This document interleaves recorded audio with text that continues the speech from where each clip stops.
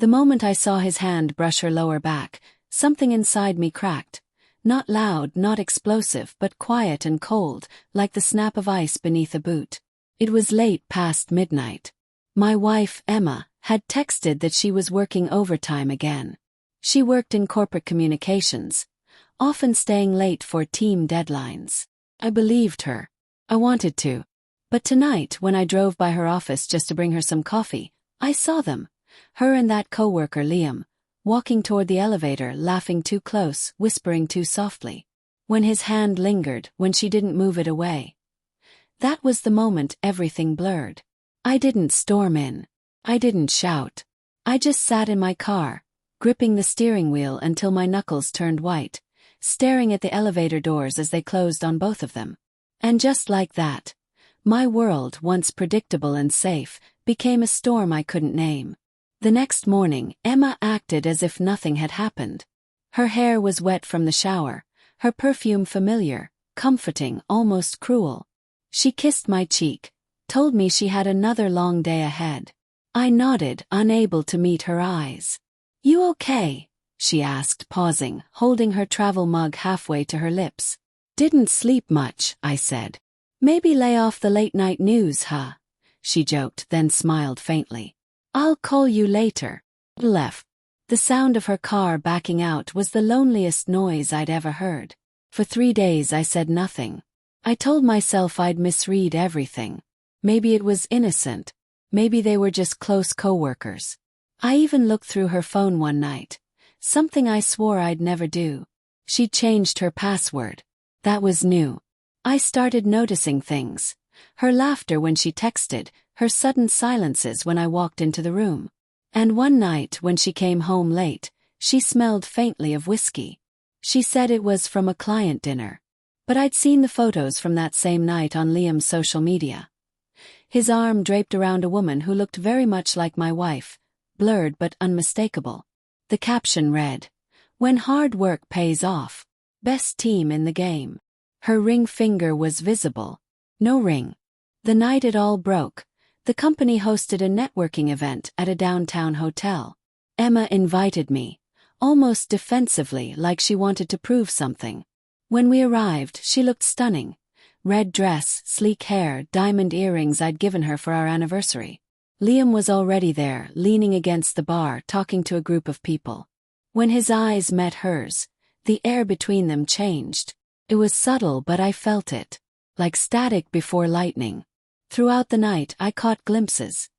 His hand grazing her arm, the way she laughed at his jokes, the glimmer in her eyes that used to be for me. Every smile between them sliced deeper. At one point, I saw him whisper something to her.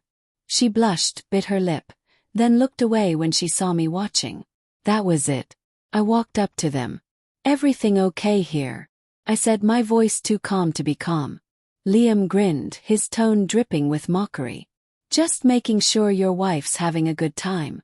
You know, man, she works hard. She deserves someone who can protect her from all that stress." The word protect burned through me. Emma's eyes widened. "Liam, stop." He smirked. "I'm just saying, she needs a real man sometimes." The laughter from nearby tables quieted. I could feel people turning to look. Before I could think, my fist connected with his jaw. He staggered back, shocked, blood on his lip. Then he lunged. Chairs toppled, glasses shattered.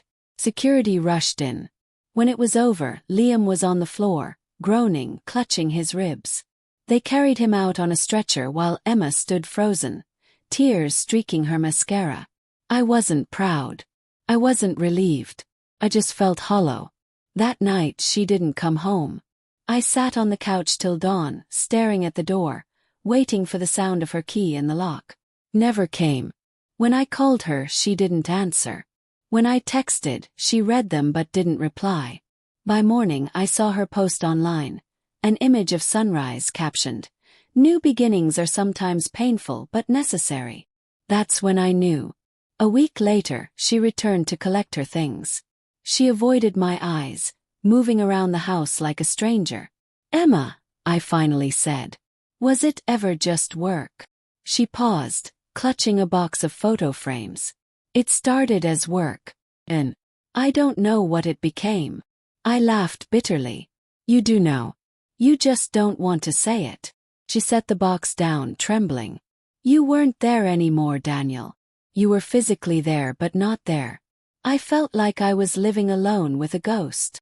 I was working to build something for us, I said. For our future. She looked at me then, really looked. Eyes soft, guilty, distant. And somewhere along the way, I stopped being part of that future. She left without another word. 2 months later, I ran into Liam again, outside a cafe near my office. His jaw was healed, though a faint scar ran along his chin. He smirked when he saw me. Didn't expect to see you here, he said. Neither did I. He sipped his coffee, casual. Emma's been doing better. New job, new apartment. Guess you could say she's finding herself. I clenched my fists, forcing a slow breath. Tell her she's welcome to keep whatever she found. He laughed softly. You know, man, you should thank me. You two were miserable before I ever showed up. For a split second, I imagined slamming him against the wall. But instead I just stared at him, realizing something terrifying. He wasn't wrong. Maybe our marriage had cracked long before he came along. Maybe he was just the final blow. That night, I went home to an empty apartment, the echoes of our life still lingering in the walls, the scent of her perfume in the closet, the dent on her pillow. I opened a drawer and found the old photo strip from our first date. Her smile, pure, unguarded, mocked the stranger she'd become. Or maybe it mocked the man I'd become. Angry, suspicious, broken. I tore the strip in half and whispered, "You wanted a real man, Emma. I just wish you'd remembered. I was one once." The next day, I deleted her number, blocked her account, and walked out into the morning sun. The world felt heavier, quieter, but honest. For the first time in months, I could breathe without the taste of lies. And as I walked past the same cafe where Liam had stood hours earlier, I smiled faintly. Because sometimes the only real protection left is walking away before you destroy what's left of yourself.